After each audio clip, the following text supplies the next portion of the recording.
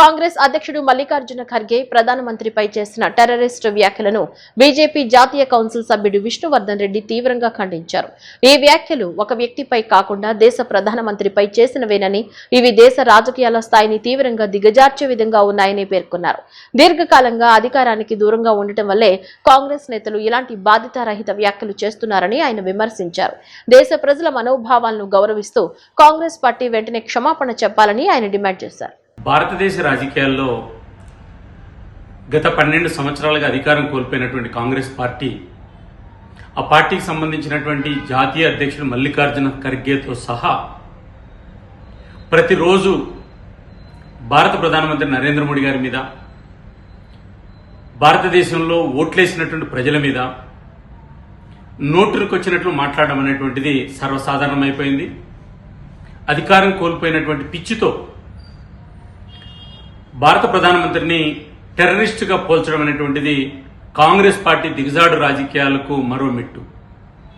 మల్లికార్జున ఖర్గే గారు ఎన్నికల్లో గెలవడం కోసం, లేదా తమిళనాడులో డిఎంకే పొత్తు కోసం 4 సీట్లు గెలవడం కోసం ప్రధానమంత్రిని దిగజారిన వ్యాఖ్యలు చేయడం అనేటువంటి ఏదైతే ఉందో, ఇది దేశ ప్రజలెవరూ కూడా క్షమించరనే విషయాన్ని గుర్తు చేస్తున్నాం. ఈ రకమైనటువంటి భాష, ఈ రకమైనటువంటి ప్రెస్టేషను దేశ ప్రజలు ఎప్పుడు కూడా రిసీవ్ చేసుకోరు. కాబట్టి కాంగ్రెస్ పార్టీ వయసు పైబడినటువంటి 8-10 దాటినటువంటి వ్యక్తిని కాంగ్రెస్ పార్టీ అధ్యక్షుడిగా పెట్టుకున్నటువంటి కారణంగానే ఈ పరిస్థితి ఉత్పన్నమైంది. కాంగ్రెస్ పార్టీలో ఇంకెవరు లేరా అని నేను అడుగుతున్నా. కాబట్టి దేశంలో ఈ రకమైనటువంటి వ్యాఖ్యలు చేసినటువంటి కాంగ్రెస్ పార్టీ దేశ ప్రజలకు క్షమాపణ చెప్పాలి. మీరు మాట్లాడింది బీజేపీ కార్యకర్తను, బీజేపీ నాయకుడిని కాదు, 140 కోట్ల పైబడి ప్రజలు ఎన్నుకున్నటువంటి భారత ప్రధానమంత్రి అన్న విషయాన్ని మర్చిపోవద్దు. కాబట్టి కాంగ్రెస్ పార్టీ ఈ దిగజాడు రాజకీయాల విషయంలో దేశ ప్రజలకు వివరణ ఇవ్వాలి. మల్లికార్జున ఖర్గే గారు తక్షణం క్షమాపణ చెప్పాలి. లేకపోతే మరో 20 సంవత్సరాల పాటు ఈ దేశంలో మీరు ప్రతిపక్ష పాత్ర మాత్రమే పోషిస్తారన్న విషయాన్ని బీజేపీ గుర్తు చేస్తుంది. దిగజాడు రాజకీయాలు ఈ దేశ ప్రజలు క్షమించరన్న విషయాన్ని కూడా బీజేపీగా గుర్తు చేస్తున్నాం. నగరంలో ఎన్నో ఏళ్లుగా కొండ ప్రాంతాల్లో నివాసాలు ఏర్పరచుకుని ఉంటున్న పేద మధ్యతరగతి ప్రజలకు ఇళ్లను నామమాత్రపు ధరకే రిజిస్ట్రేషన్ చేయాలని సిపిఐ రాష్ట్ర కార్యదర్శి జి ఈశ్వరయ్య డిమాండ్ చేశారు. బడా కార్పొరేట్లకు, ప్రైవేట్ వ్యక్తులకు వేలాది ఎకరాలు రూపాయికి, ₹1 పప్పు బెల్లంలా పంచుతున్న కూటమి ప్రభుత్వం పేదలకు సొంతింటి కల నెరవేర్చేందుకు అభ్యంతరం ఏమిటని ఆయన ప్రశ్నించారు. ఇళ్ల స్థలాల హక్కుల రిజిస్ట్రేషన్ సాధన కోరుతూ మొగల్రాజపురం బందెలదొడ్డి సెంటర్లోని బోయపాటి మాధవరావు గ్రంథాలయం వద్ద సిపిఐ విజయవాడ నగర సమితి ఆధ్వర్యంలో ప్రజా సదస్సు నిర్వహించారు. సిపిఐ నగర కార్యదర్శి జి కోటేశ్వరరావు అధ్యక్షతన జరిగిన ఈ ప్రజా సదస్సులో ఈశ్వరయ్య మాట్లాడుతూ, ఇళ్లు లేని ప్రతి పేదవానికి పట్టణ ప్రాంతంలో 2 సెంట్లు, గ్రామీణ ప్రాంతంలో 3 సెంట్లు ఇళ్ల స్థలం ఇస్తామని, ప్రతి పేదవాని సొంతింటి కల నెరవేరుస్తామని హామీలిచ్చి అధికారంలోకి వచ్చిన కూటమి ప్రభుత్వం హామీలను అమలు చేయడంలో విఫలమైందని విమర్శించారు. అధికారంలోకి వచ్చి 2 ఏళ్లవుతున్నా ఆ దిశగా కార్యాచరణ ప్రకటించకపోవడానికి ఉన్న అడ్డంకులేమిటో చెప్పాలని ప్రశ్నించారు. బడా కార్పొరేట్లకు, ప్రైవేట్ వ్యక్తులకు మాత్రం వేలాది ఎకరాలు రూపాయికి, ₹1 పప్పు బెల్లంలా పంచడానికి మాత్రం ఎటువంటి అడ్డంకులు రావని ఎద్దేవా చేశారు. ప్రభుత్వం మెడలు వంచి పేదలకు ఇళ్ల పట్టాలు, ఇళ్లు కేటాయించేలా చేస్తామని ఆయన పునరుద్ఘాటించారు. సిపిఐ జాతీయ కార్యవర్గ సభ్యురాలు అక్కినేని వనజ మాట్లాడుతూ, ఆర్కియాలజీ డిపార్ట్మెంట్ వారు కొండ ప్రాంతాల్లో ఉన్న గుహలకు దెబ్బతింటున్నాయనే సాకుతో మొగల్రాజపురంలో ఉంటున్న ప్రజల నివాసాలకు పట్టాలు ఇవ్వకుండా అభ్యంతరాలు తెలపడాన్ని ఖండిస్తున్నామని, ఇటువంటి అభ్యంతరాలను వెంటనే ఉపసంహరించుకోవాలని డిమాండ్ చేశారు. సిపిఐ ఎన్టీఆర్ జిల్లా విజయవాడ నగర కార్యదర్శులు దొన్నిపూడి శంకర్, జి కోటేశ్వరరావు మాట్లాడుతూ, రాష్ట్రంలోని కూటమి ప్రభుత్వం తక్షణమే స్పందించి ఈ ప్రాంతంలో నివాసం ఉంటున్న పేద ప్రజలకు నామమాత్రపు ధరకు ఇళ్ల రిజిస్ట్రేషన్ చేసి శాశ్వత హక్కులు కల్పించాలని, లేని పక్షంలో ఇళ్లు లేని పేద ప్రజల పక్షాన పోరాడేందుకు సిపిఐ తరపున సిద్ధంగా ఉన్నామని తెలియజేశారు. ఈ కార్యక్రమంలో నగర కార్యదర్శి వర్గ సభ్యులు అప్పురుబోతు రాము, నగర సహాయక కార్యదర్శులు లంక దుర్గారావు, నక్క వీరభద్రరావు, నగర మహిళా సమైక్య కార్యదర్శి పంచదార్ల దుర్గాంబ, స్థానిక మాజీ కార్పొరేటర్ ఇజ్జాడ లక్ష్మి తదితరులు పాల్గొన్నారు. దక్షిణాది రాష్ట్రాల యొక్క ప్రయోజనాలను పరంగా పెట్టి మన ప్రాంతానికి అన్యాయం చేయడానికి అక్కడ బీజేపీ 4వ అధికారంలోకి రావడానికి ప్రయత్నం చేస్తే ఈ రాష్ట్రంలో ఉన్నటువంటి వాళ్ళు కూడా గుడ్డిగా వేలం వెర్రిగా సపోర్ట్ చేస్తా ఉన్నారు. ఇది ఎంతవరకు సమంజసమని చెప్పి మనం అడుగుతా ఉన్నాం. మేము అడుగుతా ఉన్నాం, ఈ వేదికపై అంశాలపైన మాట్లాడడానికి, నిలదీయడానికి, నిగ్గదీయడానికి అవకాశం ఉంటుంది. 543 పార్లమెంటు సీట్లున్నాయి. ఆ 543 పార్లమెంటు సీట్లలో మీ గట్స్ ఉంటే, మీకు నిజంగా చిత్తశుద్ధి ఉంటే 181 సీట్లు మహిళలకు కేటాయించండి అని చెప్పి మేము డిమాండ్ చేస్తా ఉన్నాం. మరి అలాంటి గట్స్ మీకున్నాయా? లేవు. ఎందుకంటే ఈ పార్లమెంట్లో డీలిమిటేషన్ దానిపైన పేరు పెట్టి ఆ డీలిమిటేషన్ పేరుతో 850 సీట్లు మీరు పెంచుకొని ఉత్తరాదిలో జనాభా ఎక్కువ ఉంది కాబట్టి దాని ప్రకారం మీరు మళ్ళీ అధికారంలోకి రావాలి. ఈ రాజ్యాంగాన్ని మార్చుకోవాలి. మీరు అనుకున్నటువంటి ఉన్మాద రాజకీయాలు పెంచి పోషించుకోవాలనేటువంటి మీ ప్రయత్నం తప్ప వేరొకటి ఉందా అని చెప్పి అడుగుతా ఉన్నాం. రాజస్థాన్లో ఒక జాతి స్త్రీలు ఉన్నారు, రుడాలి స్త్రీలు అని చెప్పి కొంతమంది ఉన్నారు. ఆ రుడాలి స్త్రీలను ఎవరన్నా మన ఇళ్లలో చనిపోతే వాళ్ళు ఏడ్తారు, కుటుంబ సభ్యులు ఏడ్తారు. కానీ ఆ రుడాలి స్త్రీలను పిలిచి మీరు ఏడవండి అని చెప్పి వారికి కూలిస్తారు, వాళ్ళు ఏడుస్తారు. మన రాష్ట్రంలో 3 రుడాలి స్త్రీలు మించి ఏడ్చేటువంటి వాళ్ళు ఇక్కడ పాలకులుగా ఉండడం మన దురదృష్టం అని చెప్పి ఈ సందర్భంగా తెలియజేస్తా ఉన్నాం. 3 సార్లు ఎమ్మెల్యేగా గెలిచారు. 15 సంవత్సరాలుగా ఏం చేశారు ఈ ప్రాంతానికి అభివృద్ధి అని చెప్పి నేను అడుగుతున్నా. చొక్కోర పక్షుల్లాగా ఈ ప్రాంత ప్రజలు ఎదురు చూస్తున్నారు పట్టాల రిజిస్ట్రేషన్ లేక. ఒక ఇస్త్రీ బండి, ఒక పునుగులు బండి, ఒక తోపుడు బండి. ఎవరైనా నచ్చిపోతే వచ్చి బట్టా 4 కన్నీళ్ళు గారవటం, ఎంతో కనిపించి జేబులో ఇచ్చేది. మనకి చాలు, అది చాలు కదమ్మా. మనకి అది చాలు. మన అల్ప సంతోషులం. మనకు సమస్య ఏమిటి? పట్టాల రిజిస్ట్రేషన్ కావాలా? కూతురు పెళ్ళికో, బిడ్డ చదువుకో, బ్యాంకులో లోన్ పెట్టుకుంటే జాతీయ బ్యాంకులో లోన్ ఇచ్చేటువంటి పరిస్థితి వాళ్ళ ఉందా అని చెప్పి నేను అడుగుతున్నా. ఎంత పెద్ద ప్రాంతం ఇది, ఎంత విస్తీర్ణం చెందింది, ఎంతమంది కార్పొరేటర్లు చేశారు. మొట్టమొదటి నుంచి ఈ ప్రాంతంలో ఆనాడు టీవీ గారు అవ్వచ్చు, విల్సన్ గారు అవ్వచ్చు, నేను 2 సార్లు ఫ్లోర్ లీడర్గా చేశాం, కోటేశ్వరరావు కార్పొరేటర్గా చేశారు.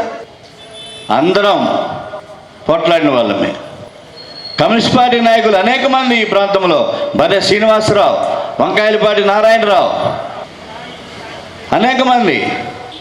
నిన్నగాక మన చనిపోయిన కీర్తిశేషులు పందిరి నూకరాజు. ఎంతమంది ఇక్కడ పట్టాల సమస్య కోసం, పేద ప్రజల కోసం, బడుగు వర్గాల కోసం, అట్టడుగు ప్రజానీకం కోసం పనిచేసేటువంటి చరిత్ర ఈ ప్రాంతంలో కమ్యూనిస్ట్ పార్టీకి ఉన్నది. నీ బాంచందొర కాల్ముక్త అనేటువంటి ప్రాంతం ఇది. దొరలు పరిపాలించినటువంటి ప్రాంతం. కమ్యూనిస్టు పార్టీ అనగారిన వర్గాలకి అండగా ఉండి ఈ ప్రాంతంలో ఒక జెల్లీ విల్సన్ కార్పొరేటర్గా గెలిచిన, ఒక చోరగూడి సుదర్శనరావు ఏ పార్టీ అయినా అవ్వచ్చు, ఒక డిప్యూటీ మేయర్గా గెలిచిన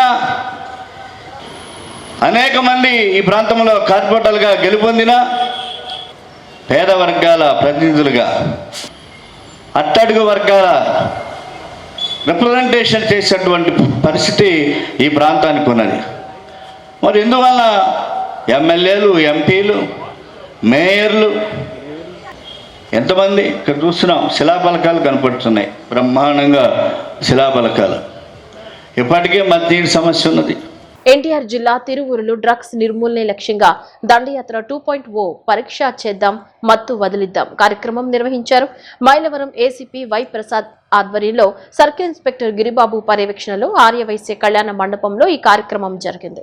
పట్టణంలో డ్రగ్స్ వినియోగిస్తున్నారనే అనుమానంతో కొంతమంది యువకులకు పరీక్షలు నిర్వహించారు. ఈ టెస్టులు నిర్వహించగా పాజిటివ్ వచ్చిన వారిని గుర్తించారు. ఈ సందర్భంగా అధికారులు మాట్లాడుతూ మత్తు పదార్థాలకు బానిసలై యువత విలువైన జీవితాలను నాశనం చేసుకుంటున్నారని ఆందోళన వ్యక్తం చేశారు. డ్రగ్స్ నిర్మూలన కోసం సమాజం మొత్తం ముందుకు రావాలని, ముఖ్యంగా యువత మత్తుకు దూరంగా ఉండాలని పిలుపునిచ్చారు. డయాబెటిక్ పేషెంట్స్ తమ దైనందిక జీవితంలో రైస్ తీసుకున్నప్పటికీ షుగర్ లెవెల్స్ ని కంట్రోల్లో ఉంచడానికి భావన డయాబెస్ట్ రైస్ బాగా ఉపయోగపడుతుందని డయాబెస్ట్ రైస్ ఎండి సుధీర్ బాబు తెలిపారు. ఈ రైస్ లో లోగ్లైస్ మిక్ ఉంటుందని ఆయన వివరించారు. గుంటూరు జిల్లా ఎర్రపాలెం గ్రామంలో మంగళవారం రైస్ స్టోరేజ్ కోసం నూతన గోడౌన్ ప్రారంభోత్సవం చేశారు. అనంతరం డయాబెటిక్స్ పేషెంట్స్ కు ఉచితంగా భావన డయాబెస్ట్ రైస్ బ్యాగ్లను పంపిణీ చేశారు. అనంతరం సుధీర్ బాబు మీడియాతో మాట్లాడుతూ డయాబెటిక్స్ పేషెంట్స్ లో రైస్ తీసుకున్నప్పటికీ షుగర్ కంట్రోల్లో ఉంచడం ఈ భావన డయాబెస్ట్ రైస్ ప్రత్యేకత అని 7 సైంటిస్టులు 7 సంవత్సరాలు కష్టపడి ఈ విత్తనంను తయారు చేశారని తెలిపారు. కొంతమంది ఎంపిక చేసిన రైతులకు ఈ విత్తనాన్ని పంపిణీ చేసి ప్రత్యేకంగా పంటలను సాగు చేస్తున్నామన్నారు. క్లినికల్ గా అన్ని రీసెర్చ్ ఇన్స్టిట్యూట్స్ లో పరీక్షలు జరిపినా క్వాలిటీ విషయంలో రాజీ లేదని, షుగర్ లెవెల్స్ ను కంట్రోల్లో ఉంచుతుందని తేలినట్లు వివరించారు.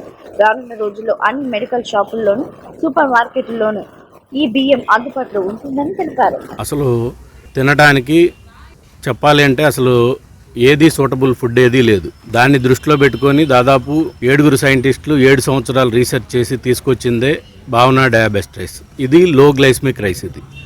ఇది తినటం మొదలుపెట్టిన తర్వాత డే 1 నుంచి షుగర్ లెవెల్ అనేది కంట్రోల్లో ఉంటుంది. అది ICMR కానీ, Indian rice institute of research వాళ్ళు కానీ, లేదంటే అమెరికన్ న్యూట్రిషన్ జనరల్, ఇటువంటి సంస్థలన్నీ దర్యాప్తు చేసింది. 84 మంది డయాబెటీస్ పేషెంట్స్ మీద 3 నెలల పాటు ప్రతిరోజు ఈ రైస్ తింటే వాళ్ళ షుగర్ లెవెల్ ఎలా ఉంది, వాళ్ళది ఎలా కంట్రోల్ అవుతుంది, వాళ్ళకు వచ్చే బెనిఫిట్స్ ఏంటి అని అనేది ICMR కానీ లేకపోతే అమెరికన్ న్యూట్రిషన్ జనరల్ వాళ్ళు ఈ నివేదికలన్నీ ఇచ్చారు. వాళ్ళకి సూటబుల్ అయ్యే ఫుడ్ అని, తర్వాత వాళ్ళ ఆర్గాన్స్ ఏది డ్యామేజ్ అవ్వదు, వాళ్ళ లైఫ్ స్పాన్ పెరుగుతుంది, వాళ్ళ షుగర్ లెవెల్ అనేది కంట్రోల్లో ఉంటుంది. కంట్రోల్లో ఉండటమే కాదు, వాళ్ళు ఇదివరకు ఎలాగైతే మంచి లైఫ్ని వాళ్ళు లీడ్ చేశారో షుగర్ లేనప్పుడు, అలాగా లీడ్ చేస్తారని చెప్పనని దీని ద్వారాగా మనకి రిపోర్ట్స్ అనేది ఇవ్వటం జరిగింది.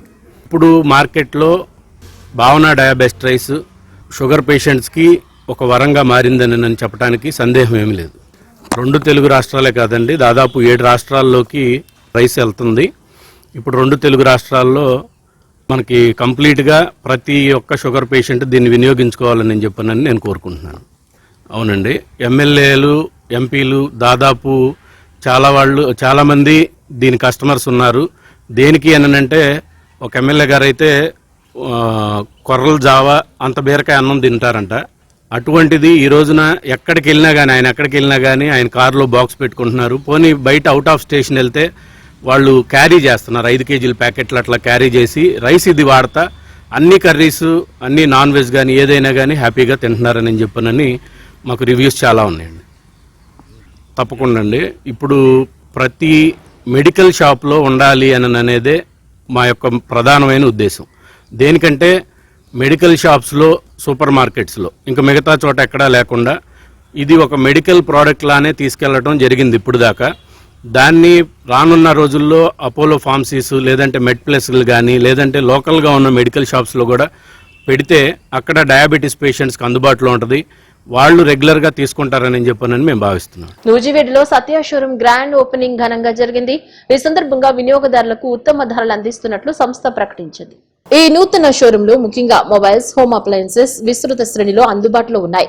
అత్యాధునిక టెక్నాలజీతో కూడిన ఉత్పత్తులు, ఆకర్షణీయమైన ధరలు, ప్రత్యేక ఆఫర్లతో వినియోగదారులను ఆకట్టుకుంటున్నాయి. ఈ సందర్భంగా జీఎం మరియు ఇతర ప్రతినిధులు నూజివీడు ప్రజలను ఉద్దేశించి మాట్లాడారు. వారు సత్యను మీ ప్రాంతానికి తీసుకొచ్చామని, భారీ ఆఫర్లతో ఉత్తమ సేవలు అందించేందుకు సిద్ధంగా ఉన్నామని తెలిపారు. నూజివీడు పరిసర ప్రాంత వాసులు తమ సత్య షోరూంను సందర్శించి తామందించే ఆఫర్లను సద్వినియోగం చేసుకోవాలని కోరారు. బులెటిన్ ముగించే ముందు హెడ్లైన్స్ మరోసారి.